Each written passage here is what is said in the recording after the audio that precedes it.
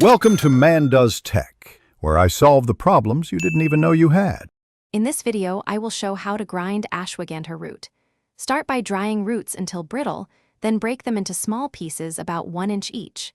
Use a clean, dedicated grinder and work in short pulses to avoid overheating. Sift the powder through a fine mesh to remove larger fibers, then regrind any coarse bits.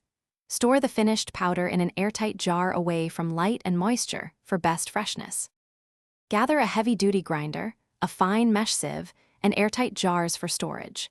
Ensure the grinder is clean and dry to avoid contamination. Break roots into uniform pieces for consistent grinding and avoid gumming. Pulse the grinder rather than running continuously to keep temperature low. Use the sieve to separate fine powder from fibers, then transfer the powder to glass jars and label them for easy use later in tea. Begin by trimming and breaking the dried root into 1 inch pieces and remove any woody core. Pulse the pieces in the grinder in 2 to 3 second bursts, shaking the grinder between pulses to redistribute material. Periodically check temperature by touch and stop if warm. Sieve the ground material and return larger particles for a second grind. Repeat until you have a smooth, consistent powder ready for storage or use. Thanks for watching. If you found this helpful, don't forget to like and subscribe.